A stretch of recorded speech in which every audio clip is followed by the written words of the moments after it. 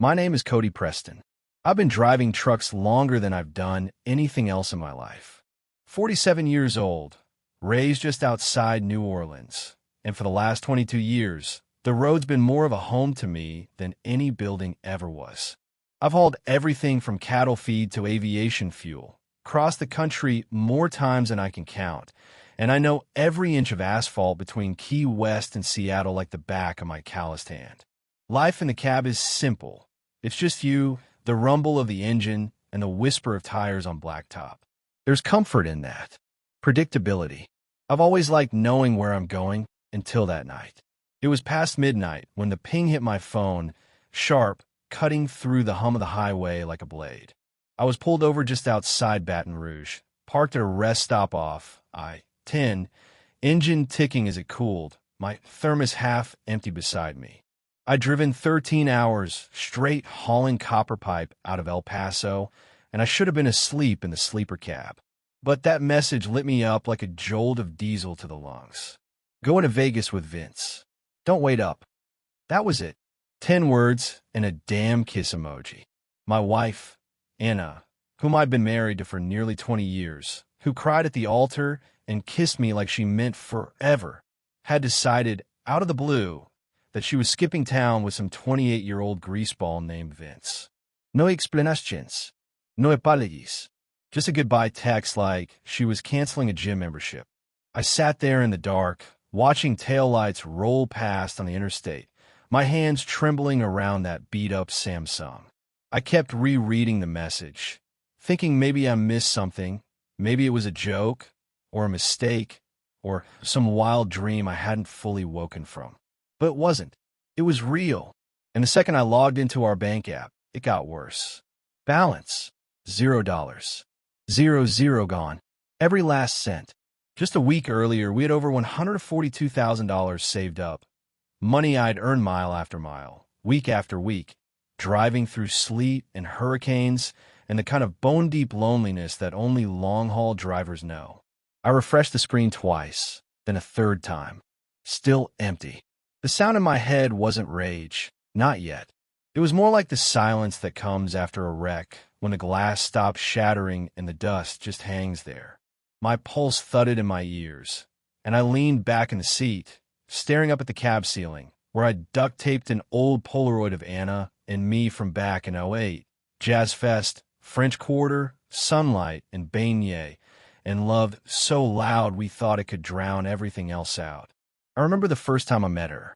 She was a waitress at a place called Lil Dizzy's Cafe off Esplanade. Red lipstick, sass in her walk, and a way of pouring coffee like it was a performance. I was 27 and dumb in all the ways you are when you think love's going to fix you. She laughed at my trucker jokes, gave me her number on a napkin, and 2 years later we were dancing under a string of lights in my cousin's backyard, saying I do, with bare feet and barbecue smoke in the air. That life, that girl, that version of us, it was all still in me. Or maybe I just wanted to believe it was. Turns out, while I was out here grinding my knuckles on the wheel to build something for us, she was at home planning an exit like it was some kind of heist movie. And the worst part? She sent me a kiss with it. Like Betrayal needed to be cute. I sat there for a long time. I don't even know how long. Could have been 10 minutes. Could have been 2 hours. The only thing I know for sure is the coffee went cold and the ache in my chest started to harden into something I hadn't felt since my daddy died. That heavy, humming numbness that turns into purpose if you hold it long enough. That was the night my marriage ended in pixels and punctuation. That was the night I stopped being a husband and started being a problem. Because you don't spend 2 decades giving someone your name, your money, your loyalty, and then just watch them steal it all and ride off into the neon lights with a guy named Vince. No, I wasn't done. I was just getting started. I made it back to New Orleans the next afternoon, sweat soaking into my back with a seatbelt crossed, windows down because the AC was still busted. Just outside Slidell, I pulled into a rest stop and sat under a tree with a can of gas station coffee, trying to make sense of the numbers I'd seen. Something didn't sit right. 142 grand doesn't just vanish. Not unless someone's been planning that vanishing act for a while. So I called the bank. I figure maybe it was a glitch. Maybe the app was lying. But the voice on the other end didn't stutter. She said, "Mr. Preston, all withdrawals were authorized. Final transaction cleared this morning. $142,600. Transferred to a new private account ending in 99. Whose name? I asked, voice low. Anna Preston, she said without a pause. She's listed as co-owner. Yeah, I knew she had access. She'd had it since we opened the account back in '07, when we were saving for our first house.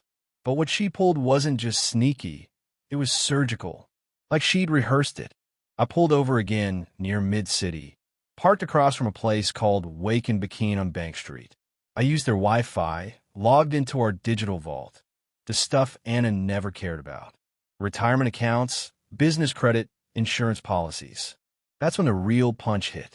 There was a loan listed under my name. $72,000, approved just 6 weeks earlier, with my forged signature neatly attached to the application. And right under that, my life insurance policy, modified in April. The beneficiary used to be my sister, Marlene. I changed it years ago after Ma passed, figuring if anything ever happened to me, Marlene would keep it safe. But now, Anna's name was back on it. She wasn't just leaving me. She was cleaning me out, like I was some old motel room she was checking out of, and making sure the towels and silverware came with her. And maybe, just maybe, she figured I wouldn't make it back for my next route. I sat in the truck for a while, watching the streetcars clatter past, tourists licking snowballs and snapping selfies like this whole damn city wasn't built on heartbreak. That's when I stopped feeling hurt. The ache, the disbelief, all that peeled away. What settled in its place was something quieter, heavier, solid. You see, a man can forgive betrayal when it's just about love. When it's two people drifting or some fling that didn't mean anything. But theft, fraud, planning your death for an insurance payout, that's war. And I've been through war before, not overseas but in life. In addiction, in family messes, in burying my old man after he worked himself into the grave. I know how to dig in. I know how to fight clean. And when necessary, I know how to fight dirty. Anna thought I'd keep driving. Thought I'd be too far away, too slow, too soft. She forgot who I was. I might live behind the wheel, but I'm not blind. And I've never run from a wreck. That's when I made my next call to John, my oldest friend, the one guy I trust with numbers more than anyone alive. Because if Anna wanted to turn this into a game of math and paper, well, she picked the wrong accountant to mess with. John still worked out of that same office on Magazine Street, 3rd floor, above the old bookstore that smelled like dust and bourbon. We've been best friends since 8th grade, played ball together, drank our first beers under the Pontchartrain Causeway, and held each other up at my mama's funeral. These days, John wore sport coats and spoke in the soft, clipped rhythm of a man who dealt with rich folks' money. But underneath the cufflinks and polished shoes, he was still the same guy who once helped me rebuild a transmission with a crescent wrench and YouTube video. When I walked in, he didn't ask questions. Just gave me that look, like he knew something bad had followed me through the door. "What happened?" he said, already flipping open his laptop. "Anna," I said. That was all it took. An hour later, John had pulled more records than I even knew existed. Credit reports, wire transfers, digital footprints, even archived browser histories tied to our shared Wi-Fi network. He was like a bloodhound with a keyboard. "She's been planning this," he muttered, tapping through the tabs. "This isn't impulsive. This is structured. 8 months of movement. Little transactions here and there, all funneled into side accounts. You've been financing her exit plan and didn't even know it." I just stared at the screen. The transfers, the travel points, the name Vincent Lamar showing up again and again. John leaned back, rubbed his jaw. "You know who this guy is?" I shook my head. Just that he's 28, sells used sports cars, and apparently makes a hell of a margarita. John pulled up another window. A background check this time, the kind only people like him know how to find. Vincent Lamar Torres. Real name. 3 aliases. Arrested in Tampa, in 2017 for wire fraud. 2 civil suits in San Diego. Both settled. And, get this, he pulled the same con on at least 3 other women. Older women. All of them came out broke. 2 of them took out loans in their husbands' names. One even tried to fake her own disappearance. My throat went dry. You think Anna knows? John gave me that side glance. I think she thinks she's the exception. They always do.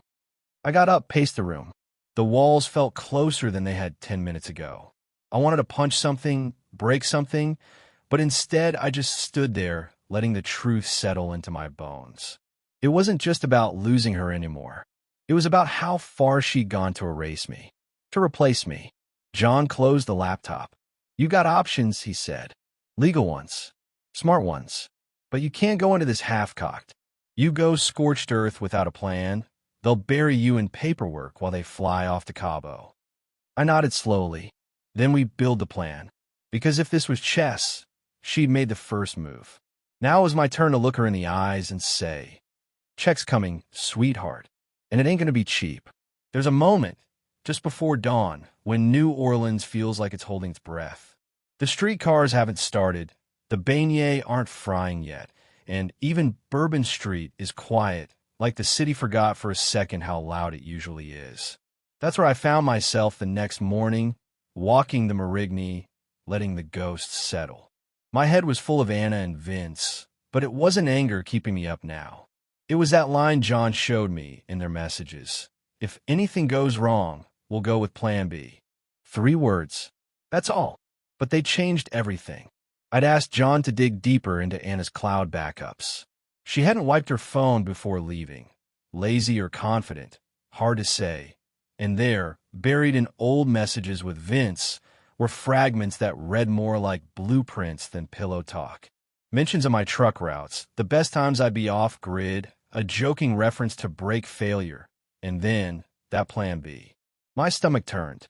I'd driven through sleet, dodged 18-wheelers in a wideout on I-40, and survived a rollover in Amarillo. But this was different. This was a betrayal that came wrapped in charm and kissed with lipstick. A kind of slow murder served with a smile. I knew what it meant. I had insurance. $500,000 worth. And now that I knew Anna had forged my signature and named herself beneficiary again, that accident would have lined her pockets handsomely. Vince had done this before. Not the same way, but close enough. And Anna? Maybe she didn't plan it. Not exactly, but she didn't stop it either. She played along, humored the darkness. People think betrayal is sudden. One moment you're in love, the next you're alone. But in truth, it leaks in slowly, drip by drip, through locked phones, strange receipts, late returns, and forced smiles. By the time it spills over, it's already been flooding the floor for months. You just didn't want to look down. I stood there watching the sunrise creep over the rooftops of Esplanade Avenue, and I made a promise to myself. This wouldn't end in silence. I wasn't going to disappear. I wasn't going to be a sad story told by neighbors who never saw it coming. I called John. Get the documents ready. All of it. Restraining order, asset freeze, fraud petition. And call Bernard. Bernard was my attorney, semi-retired, mean as a rattlesnake in a church pew, and owed me a favor that went back to the time I paid off his gambling debt without saying a word. Now was the time to collect. This wasn't just about getting even anymore. It was about surviving, about setting the record straight, and about showing Anna and Vince that the man they thought would stay silent was wide awake, watching, and ready to act. Plan B? Yeah, I had one of my own now. You don't know what silence is until you walk back into a house that used to be yours and find it stripped of warmth. Not furniture. No, that was all still there. The sofa I slept on during my flu that winter. The coffee table I built from reclaimed cypress. Even the framed photo from our trip to Savannah was still hung, crooked as ever. But the soul of the place? Gone. Like she packed that too. I stood just inside the front door, boots still on, dust from the road clinging to my jeans. The air smelled like lilac-scented cleaner, artificial and sharp, like someone was trying to erase something fast. The fridge hummed too loud. My dog, Duke wasn't there to meet me. Anna never liked him. I should have known from that alone. I didn't call out. Didn't need to. The house told me everything I needed to know. It wasn't mine anymore, not really. Just a stage she and Vince were getting ready to clear. That's when the knock came. The process server handed me the papers with a sympathetic nod. But it wasn't sympathy I needed. It was timing. I'd already filed my suit that morning. Petition for fraud, identity theft, asset concealment, plus a restraining order request. Bernard had submitted everything by noon. We'd frozen the remaining joint accounts, flagged the forged loan, and were moving to secure my trucking business's licenses so she couldn't touch them. But I still needed one thing, closure. And the universe, maybe God, maybe fate, handed it to me, because just as I was stepping into the backyard, I heard the engine of a black Audi pull up. Vince, wearing a white linen shirt, too tight across the chest, with that permanent sunglasses tan and a grin like he'd sold me a timeshare in hell. Anna got out of the passenger seat, laughing like she hadn't hollowed me out. They didn't see me at first. I let them pop the trunk, start unloading her boxes, my boxes really, and when I stepped around the corner, Anna dropped the blender she was holding. Glass shattered on the driveway. "Cody," she said, voice small. No kiss emoji now. Vince straightened, trying to look tough, but his hands were still shaking from the startle. I stepped forward slowly, calm like I'd practiced it. "You forgot to sign for these," I said, holding up the court packet. He took one look, eyes narrowing at the name on the front. "Fraud?" he asked, voice going thin. "And forgery. Attempted insurance conspiracy too, if the DA agrees." Anna didn't speak. Her face cracked, not from guilt, from panic. I looked at her one last time. "You empty my accounts. You plan my disappearance. But you forgot the one thing I never let go of." She blinked. "What?" "My name. Because Cody Preston might have been betrayed, might have been blindsided, but he was still standing. And now he wasn't backing down. Not one damn step. The thing about revenge, real revenge, is that it doesn't always come loud. Sometimes it walks in wearing reading glasses and carrying a briefcase. That was Bernard. 62, 5'5", and meaner than a snake trapped in a mailbox. He didn't smile when we won. Didn't gloat. He just said, "We'll bleed him slow," and went back to scribbling in his notebook. That Monday, the paperwork hit like a thunderclap. Court motions, restraining orders, fraud reports, and a forensic accounting audit that peeled back every dollar Anna had moved. We had evidence of identity theft, email logs, bank trails, even a text for Vince bragging that she forged that signature better than a notary. But the real twist came 3 days later. She tried to flip it, filed a counterclaim. Emotional abuse, controlling behavior, claims that I'd threatened her during arguments. It was all textbook.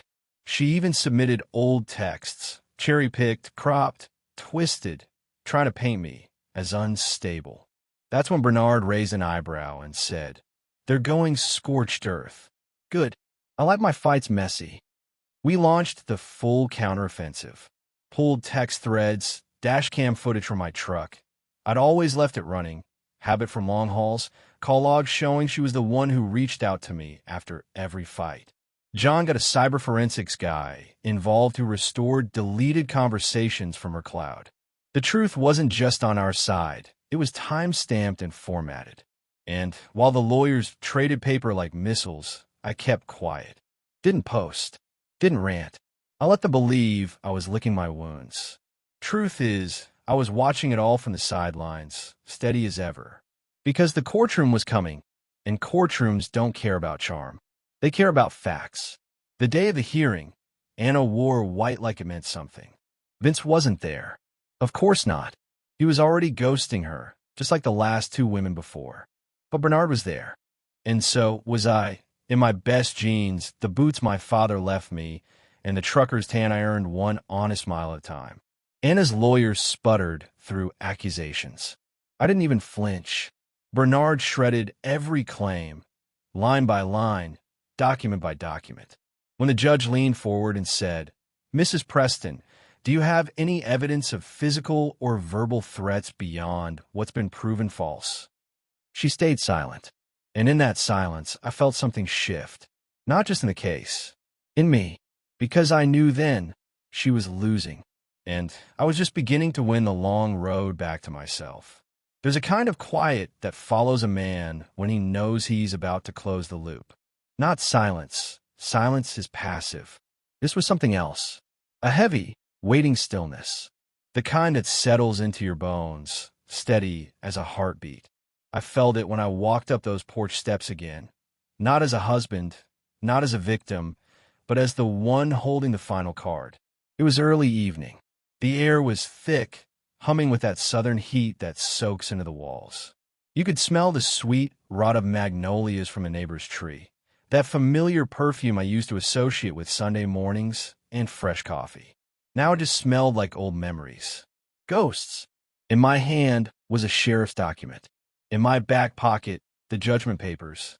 The court had ruled. Everything we'd built, everything she'd tried to siphon off like a thief in the night, was coming back home.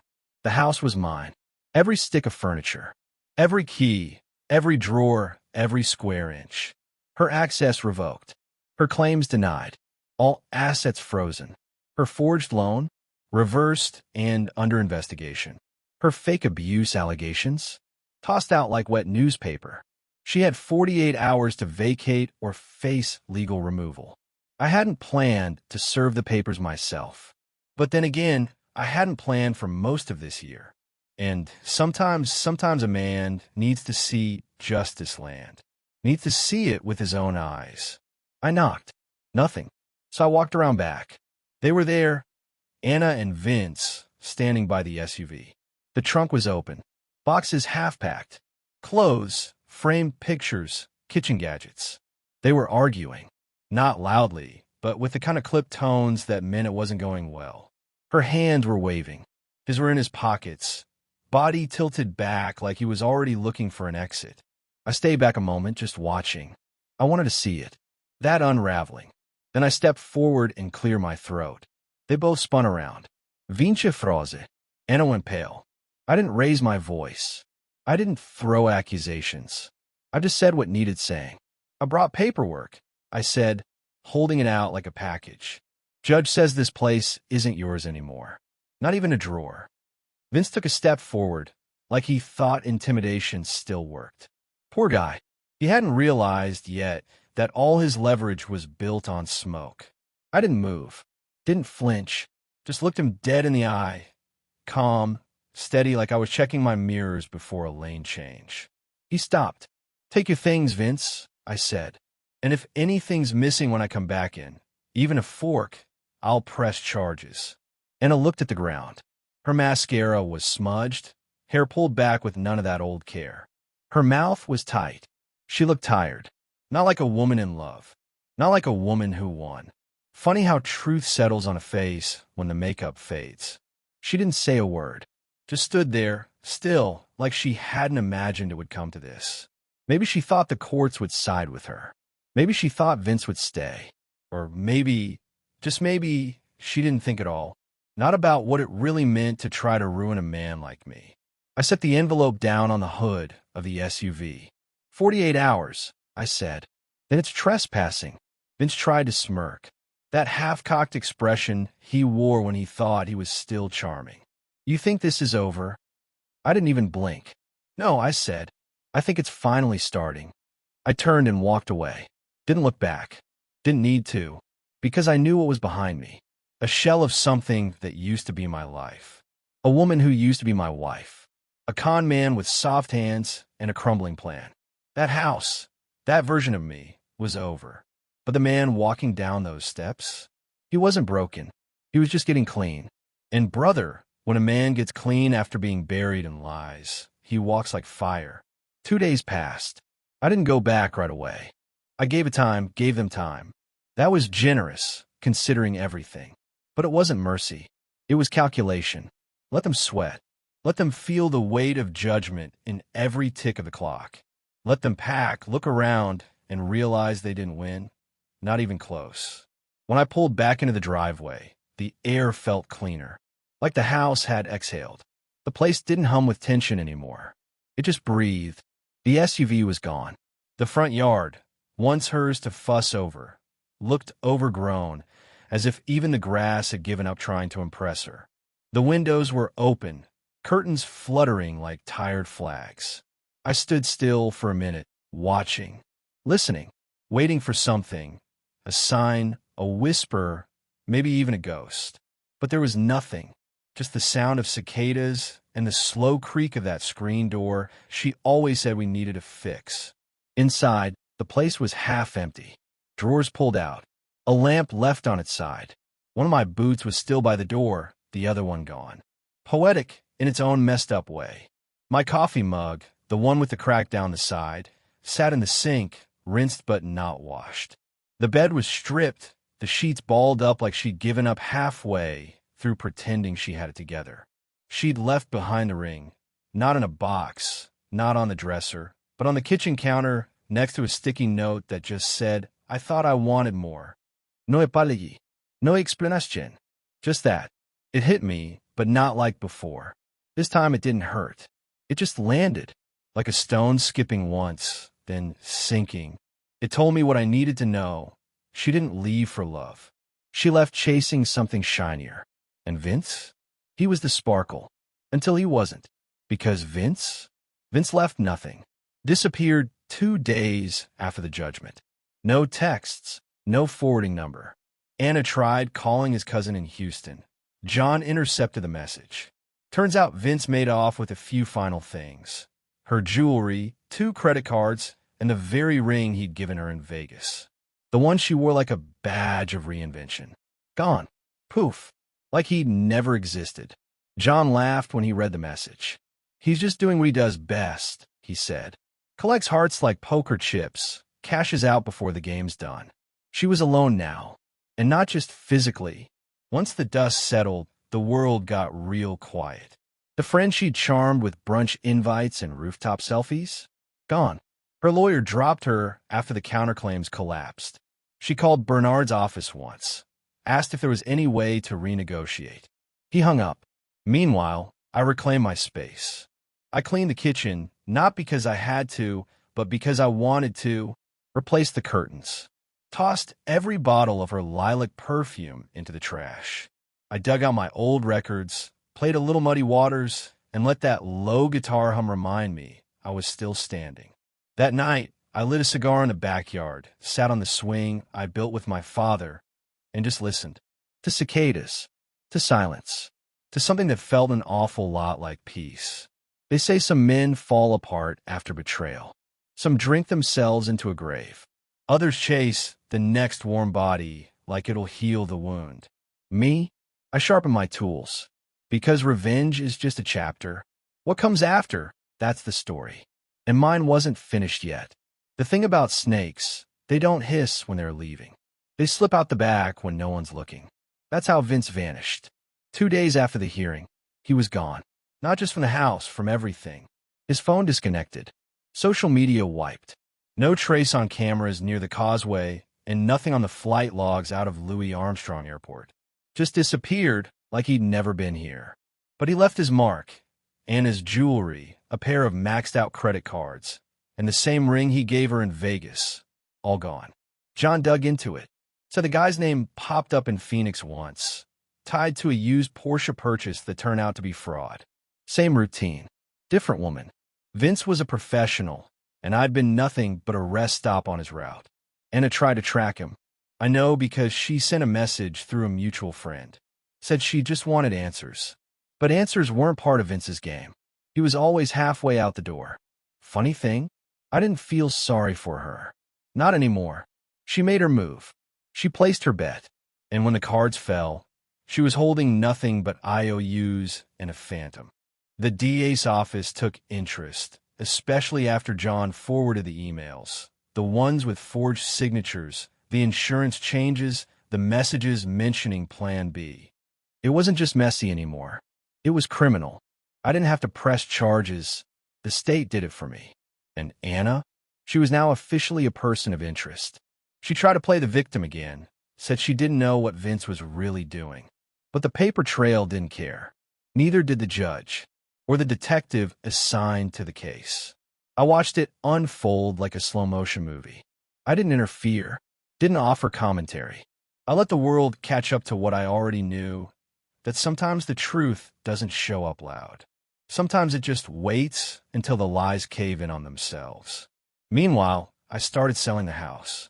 Not out of spite, not even to forget, just because I didn't want to live in a place where the walls remembered her voice. I didn't want to open a closet and find echoes. That house had been a battlefield, and I'd already won. I didn't need to stay.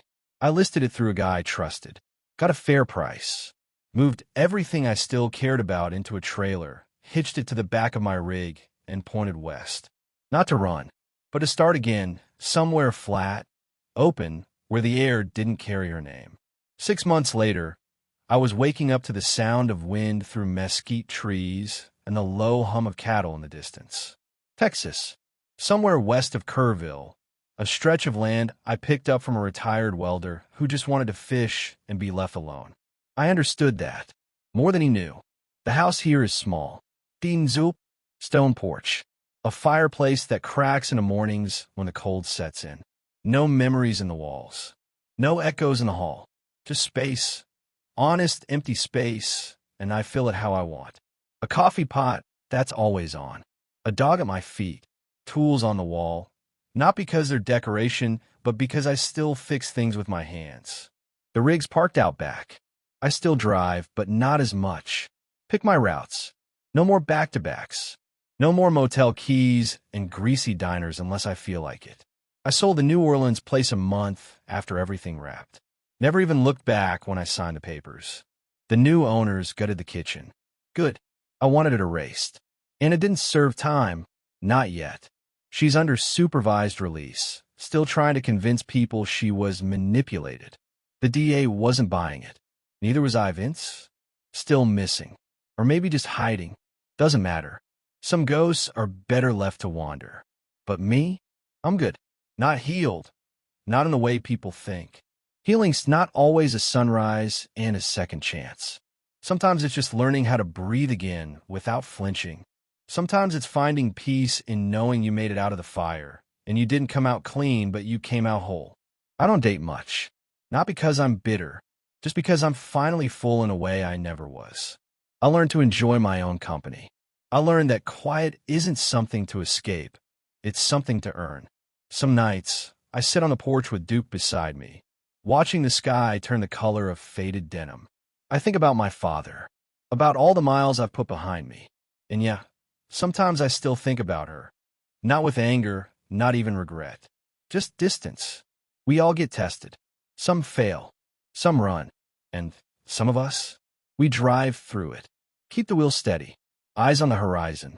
Because in the end, the best revenge isn't destruction. It's freedom. And brother, I got mine.